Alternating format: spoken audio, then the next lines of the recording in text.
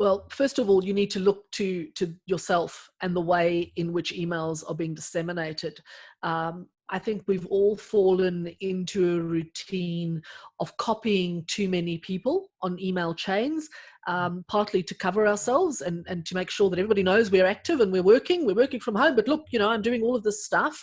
So you need to have a conversation with your team and say, look, do not copy people on emails that are not relevant, because by copying somebody, you force them to read and you force them to respond to something that actually might not have anything to do with them. So that would cut down on a huge volume of emails to start off with. And then perhaps have an email policy. If yours is the sort of business that just generates a lot of email because you have large teams, you have large workflows, and things happen all the time, maybe because people are now working from home and there are different rules in place, maybe you need to set a policy that says, guys, let's all check our emails first thing in the morning and respond to the urgent stuff. And then I don't expect to hear from you again until midday, when I expect everybody to check again.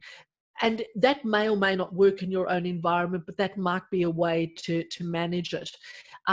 Also, you need to make it clear to people, and again, in those guidelines, and you might need to guide them through what is urgent and what is not. And you need to have certain headers, for example, that make it easy for people to identify, this is one I need to respond to ASAP. And those other ones, well, they can kind of sit in the stack because it doesn't really matter.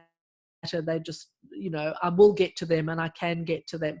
And if somebody is really tardy and they're not doing what they need to do, whether it be emails or anything else, you need to have the same management tools in place that you have in an office situation where somebody needs to be called in and somebody needs to be given warnings formally if that's necessary, and you need to manage them appropriately.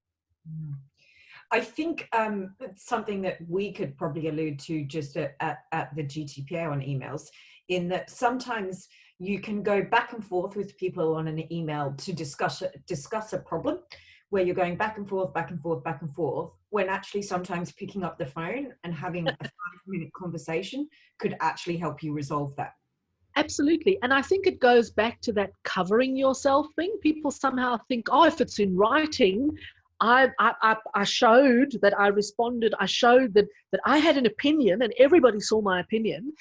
So it's up to the manager to make it clear that that's not necessary, that I know what you know. I know that you're qualified. I know that you have a valid opinion in this. You don't always have to express it.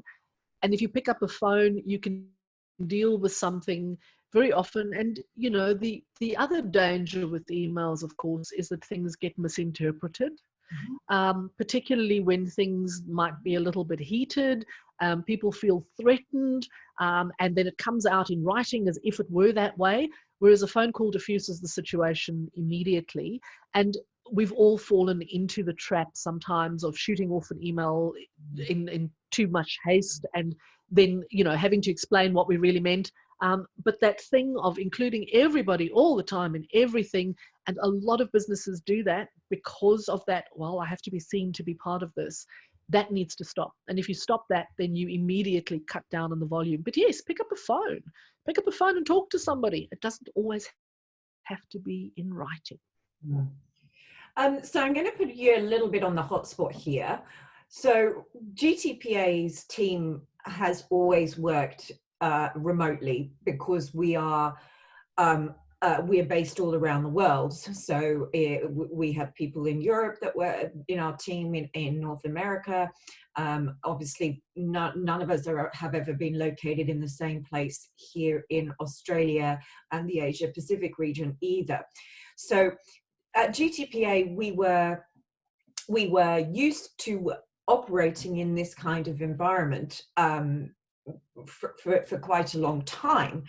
But even with that, in terms of how we have operated ourselves as a small business, we've had to change things regardless, because we are dealing with a different environment, because we were still able to find ways in which we would catch up in person. And as you and I do, we used to spend a lot of time overseas, because that's where we were engaging with our stakeholders and partners, and then we can catch up with our team members. So From the GTPA perspective, perhaps you could talk a little bit about what we have done in these times to manage through this process. And then we could share a little bit about what we're doing, and then maybe we'll talk about some lessons that we learned and maybe need to improve on as well, because you never get it completely right. Sure. Look, and obviously, my opinion. So I think that the major difference between the way GTPA functions now and the way it functioned pre-COVID-19, yes, we all have always worked remotely. So it's been very rare for us to have the entire team together in one place.